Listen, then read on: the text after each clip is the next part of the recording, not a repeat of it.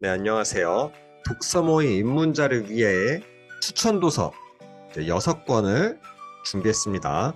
우선 모임을 시작하실 때 이제 좋아하는 책으로 할 수도 있지만 좀 모임의 입장에서 넓게 보는 거예요. 우선 소설 그리고 비소설 이렇게 나누어서 6권을 준비했고요. 나름의 각자 도서의 추천평과 독서 모임 질문들도 담았습니다.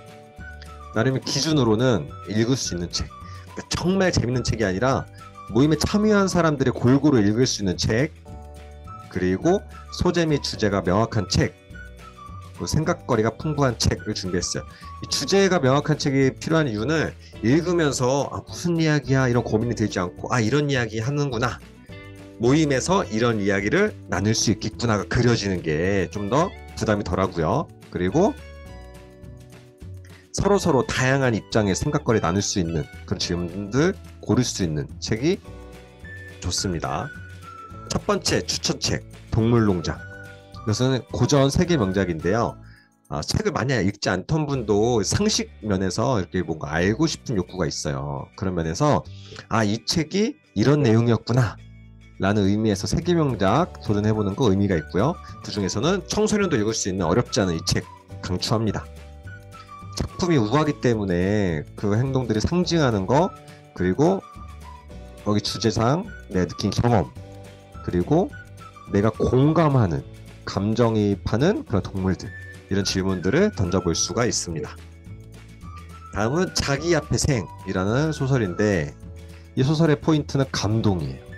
그 문장도 정말 밀줄 긋고 싶은 문장이 많거든요. 소설이 이 맛이구나, 이야기의 맛이구나 라는 것들을 이렇게 느낄 수가 있습니다. 그러면서 너무 이제 가볍게 이야기에 그치지 않고 이런 사회적 주제, 문화 충돌이나 존엄사에 대한 고민도 같이 나눠보고요. 그리고 독자의 경험, 사랑, 슬픔, 이런 나의 감정이입, 이야기에 대한 나름 몰입, 공감을 건드려주는 질문들도 나눌 수 있습니다. 그래서 어렵지 않고 저 항상 몇 번씩 읽을 때마다 울거든요. 추천하고요.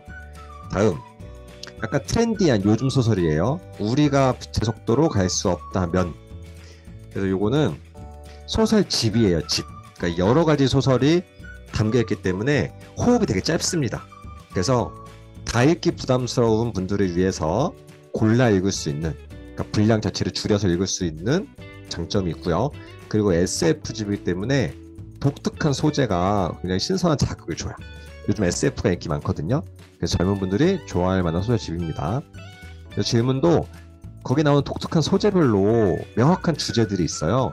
그 주제들을 건드려주는 이런 질문들 나누면 좀 활발하게 이야기가 오고 갈 수 있어요.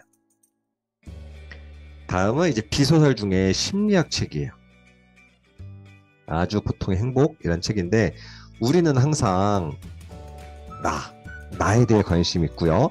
그리고 우리의 행복, 어떻게 살아야 될지에 대한 관심이 있습니다. 그래서 베스트셀러에 항상 심리학 책이 높은 순위에 들어가 있곤 합니다. 거기다가 이 심리학 책, 제가 원래 이제 비소설 모임에서 심리학 책을 원래 추천하는데 그 중에서도 이 책을 추천하는 이유는 되게 짧은 호흡으로 여러 가지 이야기들이 많이 담겨 있어요. 그러니까 부담이 없다는 거예요, 읽을 때. 그러니까 원래 책을 읽지 않던 분도 쉽게 접할 수 있고요.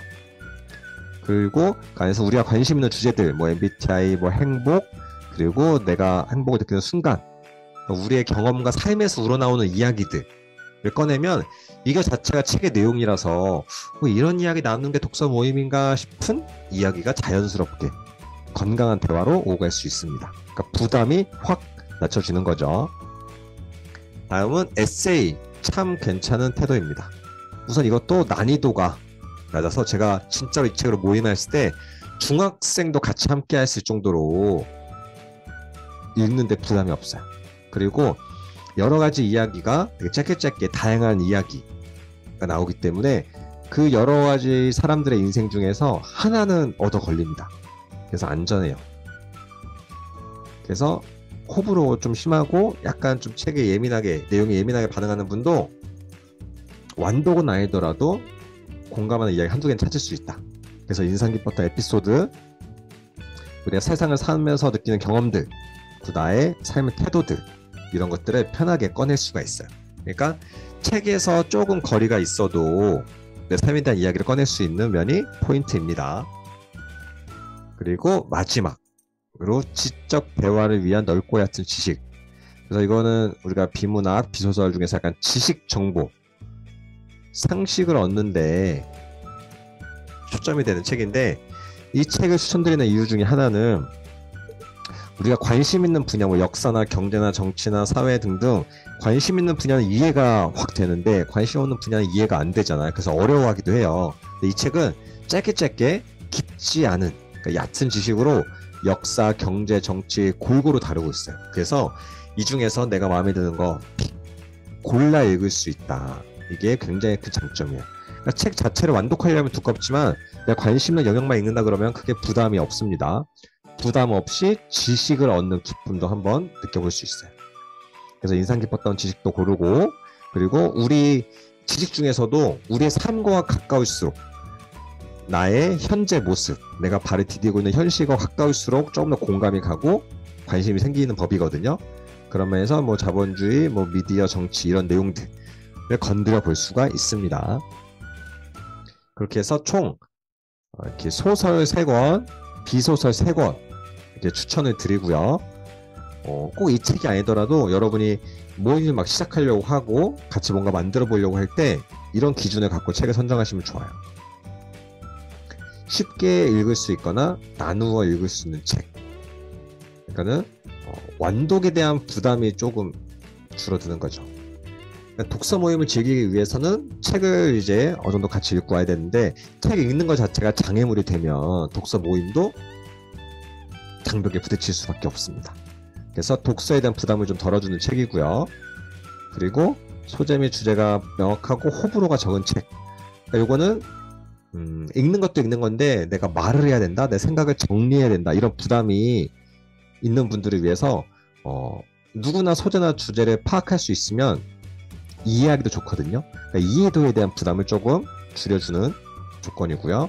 3번째는 좀 일반적인 내용으로 질문거리, 대화거리 풍부한 책. 그러니까 책을 읽지 않아도 내가 인생을 살아가면서 느끼는 고민들, 경험들을 꺼낼 수 있는 이런 일반적인 요소들을 건드려주는 게 초기 모임에는 굉장히 도움이 된다는 말씀을 드립니다. 이상으로 준비한 내용을 마치겠습니다. 감사합니다.